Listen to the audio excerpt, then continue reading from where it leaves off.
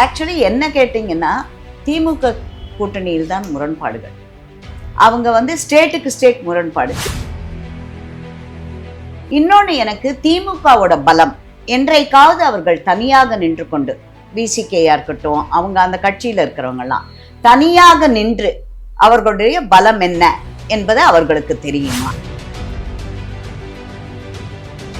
அமைப்பு செயலாளர் கேசவ விநாயகம் அவர்கள் நீக்கப்பட்டது குறித்து பல புகார்கள், பல வீடியோ ஆதாரங்கள் அப்படிங்கிற மாதிரி செய்திகள் வந்து கொண்டிருக்கிறது. அரசியலில் RSS இறங்க வேண்டும் அப்படின்றதற்காக ஆரம்பித்ததுதான் பாரதிய ஜனதா கட்சி. பாஜகவின் வளர்ச்சி தமிழ்நாட்டில் பார்த்தோம்னா, அன்றைக்கு எங்களை பார்த்து மோடிஜி அவர்கள் சொன்னது, இன்னும் 20 ஆண்டுகள் இங்கு ஆட்சிக்கு வரப்போவதில்லை பாஜக. அன்றைக்கெல்லாம் பாஜகவில் ரவுடிகள் கிடையாது. அண்ணாமலை இருக்கின்ற போது குணா போன்ற ரவுடிகளை எல்லாம் கட்சியில் இணைத்தார். இது எந்த அளவுக்கு உங்களுக்கு ஒரு மெரிட்டை கொடுக்கும் சொல்லுங்க பாப்போம்.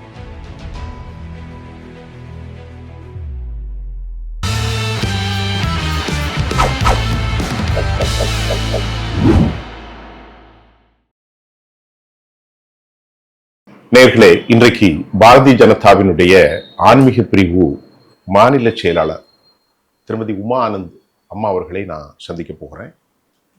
அவர்கிட்ட என்ன பேசணும் அப்படின்னா, சமகால அரசியல் நிகழ்வுகள், தமிழ்நாட்டுடைய பாரதிய ஜனதாவினுடைய கூட்டணி, திராவிட முன்னேற்ற கழகத்திற்கு எதிராக என்டிஏ அவர்களுடைய அலையன்ஸ், கட்சியினருக்கும் சில விவகாரங்களை பேச போகிறோம். நமது அமர்வுக்கு வந்திருக்கக்கூடிய கண்ணியத்துக்குரிய விருந்தினர் உமா ஆனந்த் அம்மா அவர்களை வரவேற்கிறேன். அம்மா வாங்க. வணக்கம்.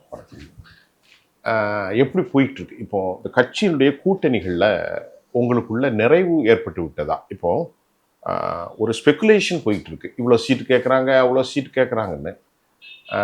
டிஎம்கேல ஒரு பக்கம் போகட்டு, இப்போ இந்த என்டிஏ அலையன்ஸ் எத்தனை இடங்கள், எந்த மாதிரி சூழல்கள், எப்படி போயிட்டு இருக்கு? ஒன்று, நீங்கள் சொல்கிற மாதிரி அந்த கூட்டணி பேச்சுவார்த்தை, சீட் ஷேரிங், அதெல்லாம் இன்னும் mister Amit Shah and mister Piyush Goyal மேலே தான் அவங்களாம் தான் டிசைட் பண்ண போகிறாங்க. எங்கள் லோக்கல் பாடிஸ் யாருமே இல்லை, அவங்க கூட லோக்கல் இருப்பாங்க.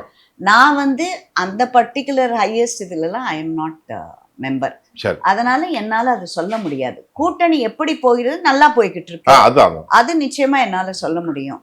டிசைடிங் அத்தாரிட்டி டெல்லி, நீங்க தமிழ்நாடு சீஃப் இருப்பாங்க. அவங்க அந்த கட்சி கூட்டணி கட்சிகளோட தலைவர்கள் அவங்க எல்லாருமா சேர்ந்து தான் டிசைட். இப்ப நம்ம பொதுவா பேசுவோம், உங்க கூட்டணியில முரண்கள் இருக்கிறதா, பலம் இருக்கிறதா? இப்போ DMK existing alliance very strong அப்படிதான் சொல்லப்படுது. ஏற்கனவே அவங்க இருக்கக்கூடிய அந்த திருமாவளவன் காங்கிரஸ் கட்சி, அதுல கொஞ்சம் பிரச்சனை வந்தாலும் சரி. இப்போ அதிமுக வலுவாக இருக்கிறதா? எல்லாரையும் வெளியே அனுப்பிட்டு இருக்காரு, சேர்க்க மாட்டாங்கிறாரு, இப்போ மறுபடியும் சேர்த்திருக்காரு. ஓபிஎஸ் சேர்க்க போறாரா? அது உங்க அலையன்ஸ் தான். மற்ற பார்ட்னர்ஸ்லாம் ஸ்ட்ராங்காக இருக்கலாம். எத்தனை சதவீதம் பெறலாம்? எந்த நம்பிக்கையில் பாஜக பயணிக்கிறது? ஒன்று, எங்களோடது நாங்கள் அதை பற்றி எக்ஸ்பிளைனே பண்ண வேண்டாம். நீங்கள் ஸ்டாட்டிஸ்டிக்ஸ் எடுத்துக்கலாம், புள்ளி விவரம் எடுத்துக்கோங்க. நாங்கள் இந்த அணியில் இருக்கும் கட்சிகள் நாங்கள் எல்லாருமே தனித்தனியாக நின்று இருக்கோம். ஒரு பார்லிமெண்ட் எலெக்ஷனில், ஒரு அசம்பிளி எலெக்ஷனில் தனித்தனியாக நின்று இருக்கிறோம். நாங்கள் எல்லாருமே எங்களோட ஸ்ட்ரென்த் என்னன்றது தெரியும் எங்களுக்கு. தனித்தனியாகவும் நின்று இருக்கிறோம், ஒன்றாவும் நின்று இருக்கிறோம். நீங்கள் இப்போ நாங்கள் தனித்தனியாக எடுத்த வாக்குகள் அதெல்லாமும் சரிங்க. போன வாட்டி நீங்கள் பார்த்தீங்கன்னா இப்போ as recent as parliament election, அதில் அதிமுக தனியாக நின்னாங்க 24. அதிமுக நாங்கள் எல்லாரும் ஒன்றா நின்னோம்.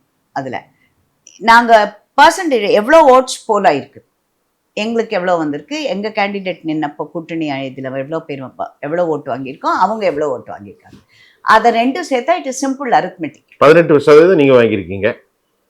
அதுதான் சொல்கிறேன். 18, 24 எவ்வளோ ஆகும்? அது இன்னொன்று, நீங்கள் முரண்பாடுகள் அப்படின்னு சொல்கிறீங்க. ஆக்சுவலி என்ன கேட்டிங்கன்னா, திமுக கூட்டணியில் தான் முரண்பாடுகள். அவங்க ஸ்டேட்டுக்கு ஸ்டேட் முரண்பாடு. இப்போ நீங்கள் இதை கேட்குறீங்களே தவிர்த்து, இப்போ அங்கே விசிகேலையும் மர்மர்ஸ் இருக்குது, ஜாஸ்தி வேணும். காங்கிரஸ் அதை விட எங்களுக்கு ஆட்சியில் பங்குன்னு அவங்க கேட்டிருக்காங்க. காங்கிரஸ் இது வரைக்கும் அவங்களால பேச்சுவார்த்தை இது பண்ணல. அடுத்து மினிஸ்ட்ரியல் பர்த்துங்க, இப்படி எல்லா கட்சிகளுமே அங்கேயும் ஆரம்பிச்சிருக்காங்க. ஆனா அங்கே என்னமோ எல்லாருமே எவ்ரிதிங் இஸ் ரோசி, அந்த கூட்டணியில் எந்தவித சிக்கலும் இல்லை அப்படின்னுட்டு போய்கிட்டு இருக்காங்க. இன்னொன்னு, எனக்கு திமுகவோட பலம், என்றைக்காவது அவர்கள் தனியாக நின்று கொண்டு, விசிகேயா இருக்கட்டும், அவங்க அந்த கட்சியில இருக்கிறவங்க எல்லாம் தனியாக நின்று அவர்களுடைய பலம் என்ன என்பது அவர்களுக்கு தெரியுமா அப்படின்றது ஒரு கேள்வி. இரண்டாவது, எனக்கு முரண்பாடுகள்னு வரைச்ச புள்ளி வைத்த இண்டி கூட்டணியை சார்ந்த இவர்கள் இங்கு கூட்டணி, ஆனா இதே கூட்டணியில் இருக்கும் கம்யூனிஸ்ட் கேரளாலையும் பெங்காலையும் தனித்தனியா நிற்பாங்க. இதே காங்கிரஸை எதிர்த்து அவர்கள் நிற்பார்கள் கேரளாலையும் சரி. அதுவும் மொத்த முரண்பாடுகள் இதெல்லாம் இல்லையா? ஒரு ஸ்டேட்ல ஒரு அலையன்ஸ், இந்த இடத்துல நாங்க அலையன்ஸ், அந்த ஸ்டேட்ல நாங்க ஒருத்தருக்கொத்தர் எதிர்க்க நிறுத்திப்போம் அப்படின்னுட்டு. அதனால அதுதான் முரண்பாடுகளின் மொத்தமா. இது ஒரு மிக முக்கியமான விஷயத்த நான் கேட்கணும். ஒரு 40 ஆண்டு கால பாரதிய ஜனதா வரலாற்றில் மூத்த தலைவர்கள் அனைவரும் பிராமண தலைவர்களாக இருந்தார்கள். குறிப்பாக ஜனா கிருஷ்ணமூர்த்தி போன்ற மாபெரும் தலைவர்கள். இன்றைக்கு கட்சி வளர்ந்து ஒரு பிற்படுத்தப்பட்டவருடைய ஐடியாலஜி ஃபோக்கஸ் ஆகிருக்கு. அது ஒரு பக்கம் வச்சிடும். அப்பார்ட் ஃப்ரம் தேர், நேற்று எனக்கு இன்று காலை கிடைத்த மிக முக்கிய நாளிதழ்கள் செய்தி, அமைப்பு செயலாளர் கேசவ விநாயகம் அவர்கள் நீக்கப்பட்டது குறித்து பல புகார்கள், பல வீடியோ ஆதாரங்கள் அப்படிங்கிற மாதிரி செய்திகள் வந்து கொண்டிருக்கிறது. இதெல்லாம் கட்சியினுடைய கண்ணியத்தை குறைக்காதா? சரி, 2 விஷயம் நான் இதில் சொல்கிறேன். ஃபர்ஸ்ட், நீங்கள் சொன்னது பிராமணர்கள் இருந்தவர்கள், நீங்கள் ஜனா கிருஷ்ணமூர்த்தி இருந்தார், கிருபாநிதி இருந்திருக்கிறார். இவர் எங்களுடைய முதல் தலைவர் யார்? எங்களுக்கு பிஜேபியில் பிராமணரா யார் இருந்தார்? முதல் சொல்லுங்க. ஃபர்ஸ்ட் இதை ஆரம்பிக்கல இவர் இருந்திருக்கார், அப்புறம் சந்திரபோஸ் இருந்திருக்கார், அப்புறம் இவர் கிருபாநிதி அவர்கள், பொன் ராதாகிருஷ்ணன் இருந்திருக்கிறார், சிபி ராதாகிருஷ்ணன் தமிழிசை இருந்திருக்கிறார், முருகன்ஜி அவர்கள் இருந்திருக்கிறார். சோ நீங்க எப்படி அப்புறம் இந்த பிராமணர்கள் இருந்த அதெல்லாம் அதுதான் நான் சொல்றேன். முருகன், முருகன், அண்ணாமலை, தமிழிசை, பொன்ராதாலாம் இப்போ வந்தது. நான் சொல்றது இப்ப இல்ல, பேசும்போது நீங்க கவனிங்க. 40 ஆண்டுகளுக்கு முன்னால் யார் இருந்தார்கள் எனக்கு சொல்லுங்க. இல்ல, அந்த எனக்கு யார் பிராமணர்கள் இருந்தார்கள் சொல்லுங்கள். எல்ஜி இருந்தார், எல் கணேஷ் இருந்தார், ஹெச் ராஜா போன்றவர்கள். இல்ல, ஹெச் ராஜா இருந்ததே கிடையாது. தலைமை சொல்ல கட்சியை உருவெடுத்தது ஜனா கிருஷ்ணமூர்த்தி. நான் எதுக்கு இப்ப சொல்றோம்னா, அப்போதெல்லாம் சொல்லப்படாத குறைகள் இப்ப இன்னைக்கு 2026 அதை நான் சொல்லலை. But I don't have any appropriate evidence. ஒரு தரமான பத்திரிகையாளனா அதில் நான் புட்ட பண்ண முடியாது, மஞ்சள் பத்திரிக்கை மாதிரி. இவர் மீது ஏராளமான அலிகேஷன். கேடி ராகவனும் கூட கடிதாசி எழுதியிருக்கிறார், இவர் மீது சரியில்லை இவர் என்று. அண்ணாமலையும் கம்ப்ளைண்ட், நைனா நாகேந்திரன் கம்ப்ளைண்ட். இப்ப அவசர கதியில ஆர்எஸ்எஸ் வந்து டைரக்டா இல்ல வேணாம், ஆர்எஸ்எஸ் டைரக்டா இன்வால்வ் ஆக மாட்டாங்க. ஆர்எஸ்எஸ் இருப்பாங்க, டைரக்டா வரவே மாட்டாங்க. யூகங்களுக்கு இந்த மாதிரி இதெல்லாம் நான் இப்போ ஒண்ணு வந்து, இதுவாவது யூகங்கள் உங்ககிட்ட எந்த ப்ரூஃபும் இல்ல, பத்திரிகை, அதுதான் சொல்றேன். இதே மீதி கட்சிகள் பார்த்தா ப்ரூஃபே இருக்கும் அவங்களோட மிஸ்பிஹேவியர்க்கெல்லாம். அது நான் அதனால இதுவும் அதுவும் கரெக்ட்னு சொல்லலை. நான் வந்து உங்ககிட்ட என்ன சொல்றேன், அடுத்து ஆர்எஸ்எஸ் இருக்காதுங்க. எப்பவுமே அமைப்பு செயலாளர் ஆர்எஸ்எஸ்லேருந்து தான் இருப்பாங்க. பாஜகவோட அமைப்பு செயலாளர் ஆர்எஸ்எஸ்லேருந்து தான் இருப்பாங்க.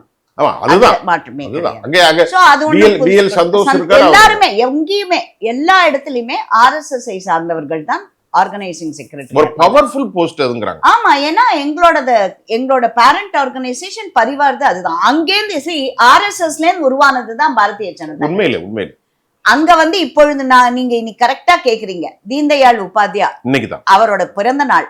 அவரை போன்ற தலைவர்கள் அரசியலில் ஆர்எஸ்எஸ் இறங்க வேண்டும் அப்படின்றதற்காக ஆரம்பித்ததுதான் பாரதிய ஜனதா கட்சி. அப்பொழுது ஜனசங் என்ற பெயரில் இருந்தது.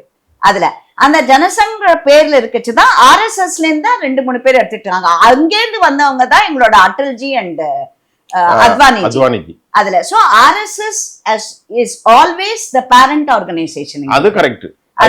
அதனால அவங்க வந்து இப்பொழுது இப்படி எடுத்திருக்கிறார். அவங்கதான் எங்களோடது parent organisation has a role to play. நிறைய எங்களது மாதிரியே நிறைய ஆர்கனைசேஷன் இருக்கு ஆர்எஸ்எஸ்ல.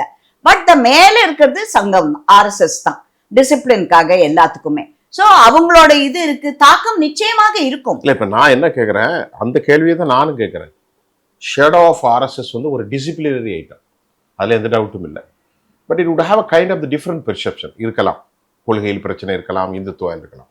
ஆனால் அவர்கள் அனைவரும் மோகன்ஜி, பாகவத்ஜி எல்லாருமே ஒரு ஒழுக்கத்தை தான் சொல்லியிருக்கிறாங்க. தேசப்பற்று, நான் மறுபடியும் சொல்றேன், பலருக்கு பல கருத்து வேறுபாடு இருக்கும். அப்படி இருக்கும்போது இன்றைக்கு பேரண்டல் ஆர்கனைசேஷனாக இருக்கக்கூடிய அந்த இயக்கத்தில் ஒழுக்க குறைவுகள் குறித்து, அது உண்மை பொய் என்பதை விட பேச்சுவார்த்தை வரலாமா? திராவிட இயக்கங்களை பத்தி நீங்க சொல்வீங்க. இப்ப நீங்க சொல்றது இந்த காலத்துல எல்லா இடத்துலையுமே வரும். பிகாஸ் இன்றைக்கு சோஷியல் மீடியா அப்படி இருக்கு.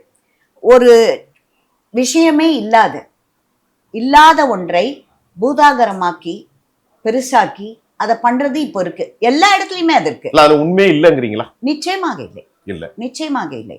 நான் இந்த கட்சியில தொடர்ந்து 93 இருக்கிறேன். கேசவ விநாயகம்ஜி கூட நான் பழகியிருக்கிறேன். நான் அவர் கூட ரொம்ப இதுவா இல்லாட்டியும் அவர் அமைப்பு செயலாளராக வந்ததிலிருந்து எனக்கு பழக்கம் எனக்கு அதில். ஸோ அப்படி இருக்கச்ச ஒருவர் மேல் இப்படி ஒரு பழியை சுமப்பது என்பது மிகவும் தவறு. பட் இந்த காலத்தில் அப்படிதான் இருக்கு. ப்ரெஸ்ஸு, மீடியா எல்லாமே, யூடியூபர்ஸ் இவ்வளோ இருக்கும், அதில் சோஷியல் மீடியா இருக்கு. அப்படி இருக்கச்ச நம்ம ஆராயாமல் போடுவது என்பது யார் வேணா இப்போ போடலாம். இல்லை, இப்போ இதில் முக்கியமான விஷயம், நீங்கள் உமாமா ஒரு deserved personality, you should have a collective duty, you should have a responsibility. What I can ask you, என்ன பிரச்சனைன்னு பார்த்தா இந்த பிரச்சனைகள்லாம் வேற இடத்துலேருந்து வரல, அறிவாலயத்திலேருந்து வரவில்லை, சத்தியமூர்த்தி பவன்லேருந்து வரல. எல்லா பிரச்சனைகளுமே உங்க கட்சி உள்ள இருந்தா வெளியே வரும். அதுதான் அந்த பிரச்சனை. எங்க கட்சியிலேன்னு வந்தாலும் உங்க கட்சிக்குள்ளதான் வருது, வெளியே யாரும் சொல்லல. உள்ளேந்து வருதுனாக்கா யார் சொல்லியிருக்காங்க நீங்க சொல்லுங்க. எங்க? Where is proof? யார் இப்ப யாராவது ரைட்டிங்ல பிரஸ் கொடுத்துருக்காங்களா இவர் இப்படி அதனால எதுன்னுட்டு? சொல்லுங்க நீங்க. அண்ணாமலை ஒரு சிறந்த அளவிற்கான ஒரு இளைஞர் தான், ஒரு ஐபிஎஸ் அதிகாரி, நல்ல ஒரு யங்ஸ்டர், நல்ல ரிமார்க்கபிள். பட் ஒரு பக்கத்தில் அவர் கண்ணியமான ஒரு நல்ல கட்சி நல்லா கொண்டு வந்தார், 11% வரைக்கும் கொண்டு வந்தார் அப்படின்லாம் சொல்லப்பட்டது. It's right. 13 ரைட். ஒரு பொலைட்டா இருக்கணும்ல. he has lot of the scope. Today and tomorrow, day after tomorrow, something could happen. நடக்கலாம், பெரிய அளவுக்கு வரலாம். அவர் மத்திய தலைமை அவர் மீது அன்பு வைத்திருக்கிறதாக சொல்லப்படுது. மோடிஜி கூட அவர் உட்கார்ந்துருக்கிறார். அவர் இந்த வாரியர், அது என்னது, வார் ரூம் போட்டு மூத்த தலைவர்கள் எல்லாம் ரொம்ப விமர்சிக்கிறார். சார், தப்புங்கிறீங்களா? நான் நிச்சயமாக அது நீங்க அண்ணாமலைக்கு அதை இது பண்ண வார் ரூம்ன்றது அவரோடது தானா? அப்படி அண்ணாமலைக்கு அதுக்கும் என்ன கனெக்ஷன்? அதுல ஐ வில் நாட் அக்ரி தேர். ஒண்ணு, நீங்க அண்ணாமலை இது பாத்தீங்கன்னா, இப்ப நீங்க சோசியல் மீடியாவே எடுங்க, பிஜேபியில மெம்பராகவே இருக்க மாட்டாங்க அவங்க. They are not members in BJP. But downright admiration, love, respect for Annamalai. Very good. அவர் ஒரு ஃபேன் கிளப்னே சொல்லலாம் நீங்க அதுல. என்ன மாதிரி ஒரு மூத்த காரியகர்த்தாக்கெல்லாம் நான் முன்னாடி நிறைய வாட்டி சொல்லியிருக்கேன். இதனால நான் பழைய காரியகர்த்தாக்களை டிமீன் பண்றேன்றது கிடையாது. அது உண்மை இல்லை. இலா கணேசன்ஜியா இருக்கட்டும், ராஜாவா இருக்கட்டும், சிபிஆரா இருக்கட்டும், பொன்னார்ஜியா இருக்கட்டும், மீதி நிறைய பழைய தலைவர்கள் நிறைய பேர் இருக்காங்க, ஜனா கிருஷ்ணமூர்த்தியா இருக்கட்டும், எல்லாருமே அவங்க கான்ட்ரிபியூஷன் டு பிஜேபி அந்த காலத்துல ரிமார்க்கபிள்.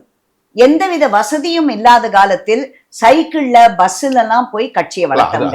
80களெல்லாம் கடுமையான. ஆமா, எடுத்து நான் இப்ப சொன்னேன்னா, நான் வறட்சியே கட்சியில நாங்க மெம்பர்ஸே கிடையாது, நாங்க கம்மி தான். ஒரு ப்ரொடெஸ்டன் பண்ணோம்னா ரொம்ப கஷ்டப்பட்டு 50 பேர். கட்சிக்கு 92 93 சேர்ந்தவன். 30 வருஷம். ஆமா, நான் நார்த்ல சேர்ந்தேன், ராஜஸ்தான்ல இருந்தேன் நானு. அப்போது சேர்ந்தேன். அப்போதெல்லாம் நாங்க ஒரு ப்ரொடெஸ்ட் ஒண்ணு இருக்கு, ஆளு கிடைக்காது. எங்களை விட போலீஸ்காரங்க ஜாஸ்தியா இருக்கும். 33 வருஷம் அந்த அளவுக்கு போராடி இருக்கீங்க. ஆமா, இதுக்கு நான் இன்னொன்னு உங்களுக்கு திருப்பி நான் நிறைய வாட்டி சொல்லியிருக்கேன். இருந்தாலும் நான் சொல்ல வேண்டியது, மோடிஜி அவர்கள் குஜராத் கவர்னரா குஜராத் சீஃப் மினிஸ்டரா இருக்கச்ச இங்க ஒரு ஃபங்க்ஷனுக்கு வந்திருந்தேன். அப்போ எங்களை எல்லாரையும் அட்ரஸ் பண்ணார். 2004-05 அப்ப கூட நாங்க ரொம்ப வளரல.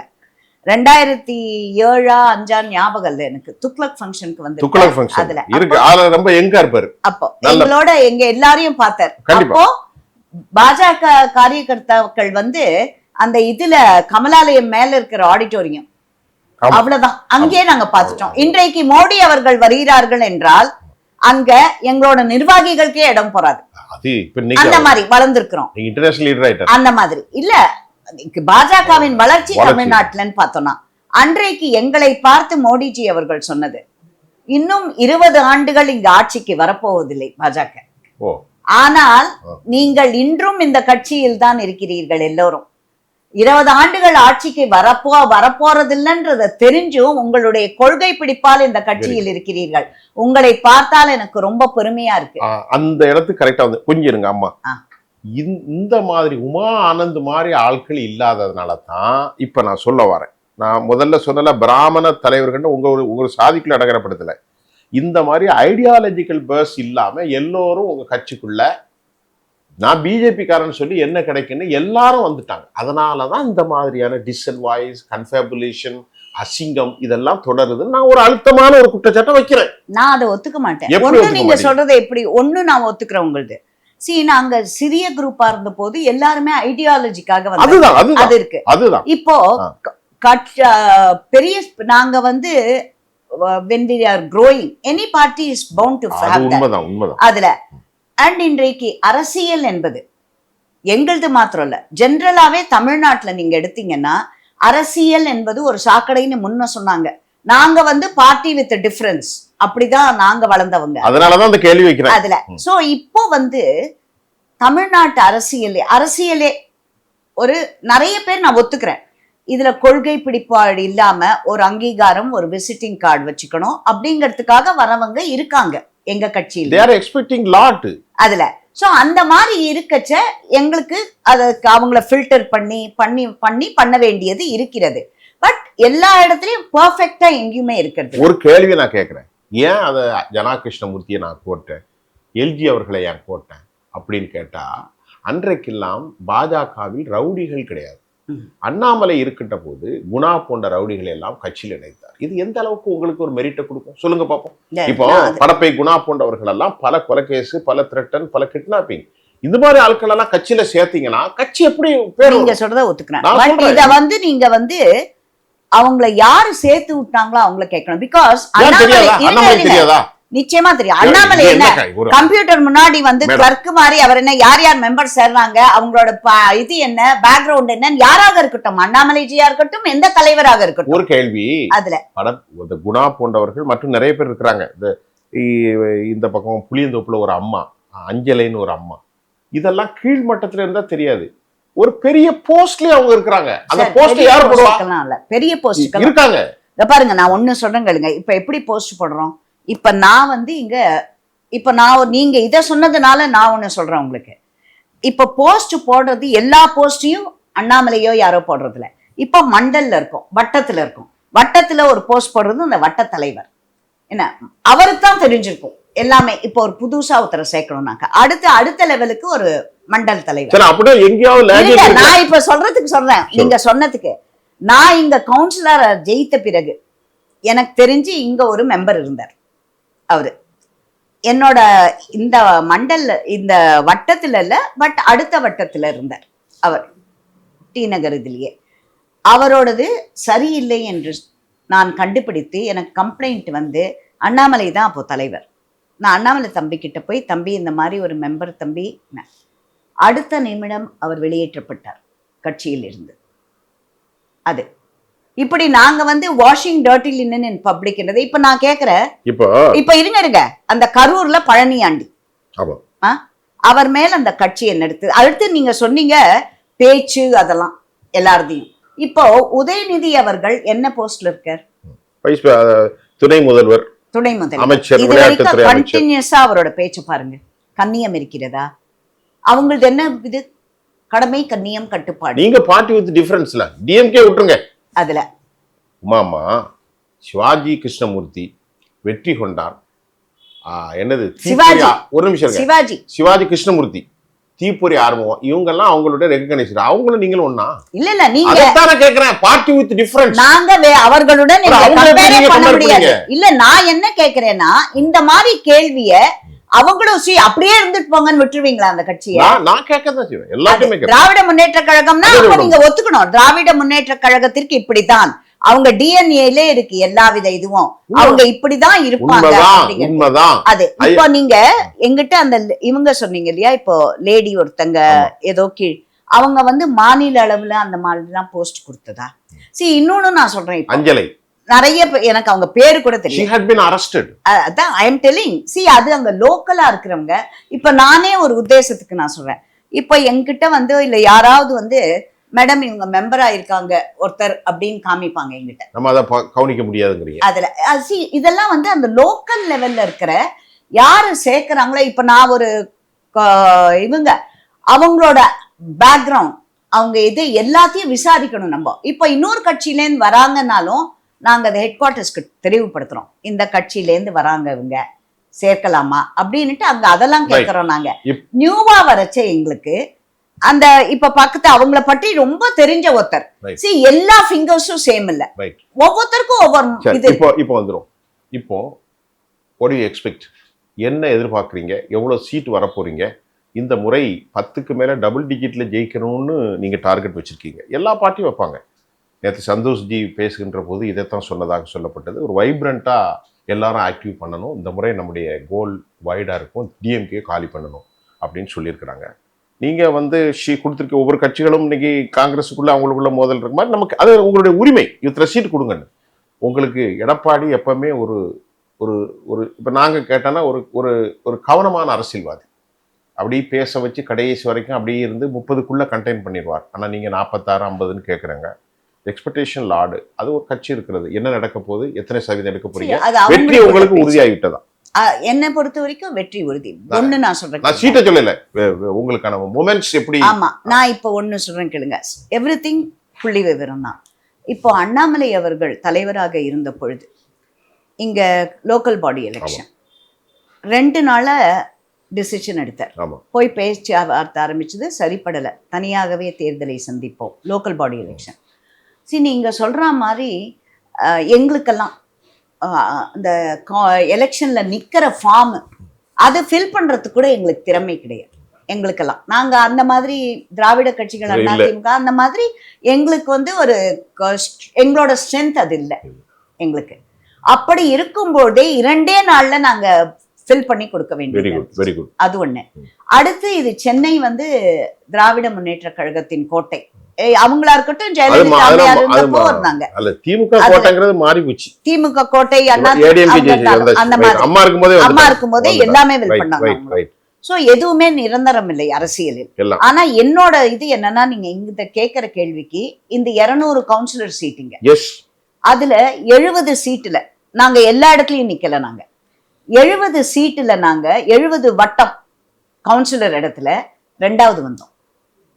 நாங்க சிட்டில. அது பெரிய விஷயம், பெரிய விஷயம். அதுதான் நான் சொல்ல வரேன். யாருமே இதை பத்தி பேச மாட்டேங்கிறீங்களே. நீங்க ஒரு ஆள் ஜெயிச்சீங்கன்னா அதனால நக்கல் பண்றாங்க. அதுல ஏன்னா 200ல உமானந்த் மட்டும்தான் வந்துட்டாங்க. இன்னைக்கு ஒரு விஷயம் தான் பதிவு செஞ்சிடறேன், சொல்லுங்க. இந்த 70 இடத்துல நாங்க 2வது வந்திருக்கோம் சென்னையில.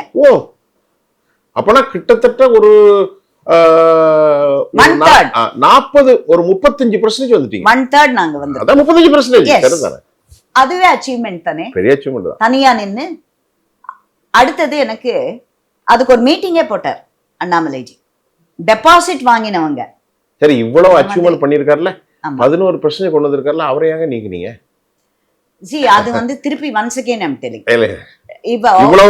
இல்ல எங்களுடைய good performance, very good performance. அப்ப ஏன் அவரை எக்ஸ்பெக்ட் பண்ணலாம்? that is what I'm telling. எங்க எல்லாருக்குமே இப்ப திராவிட கட்சிகளோ இல்ல இது மாதிரி அப்பா பையன் அந்த மாதிரி கிடையாது. எங்களுதுல ஒவ்வொருத்தருக்கும் ஒரு பீரியட் இருக்கு. 4 years 2 டேர்ம் தான் ஒருத்தருக்கு அலவுட், எந்த பதவியாக இருந்தாலும் 2 தான். இப்ப நான் கேக்குறேன், அத்வானி அவர்கள் 2 பேர் எம்பின்ற இடத்துல இருந்து இன்றைக்கு நாட்டையே பாதி ஸ்டேட்ஸ்ல நாங்க இது ரூல் பண்றோம். இன்னைக்கு இந்த வளர்ச்சிக்கு விதை போட்டவர் அத்வானிஜி, முரளி மனோகர் ஜோஷி. அவங்களுக்கும் அந்த டிசிப்ளின்றதுக்கு அவங்க வயது இது உங்க இதுல யாருக்கும் ஒரு குறிப்பிட்ட பீரியட் இருக்கு, 2 முறைக்கு மேல இருக்க முடியாது. ஆமா, திருப்பி ஒரு கேப் கொடுத்து வரலாம்.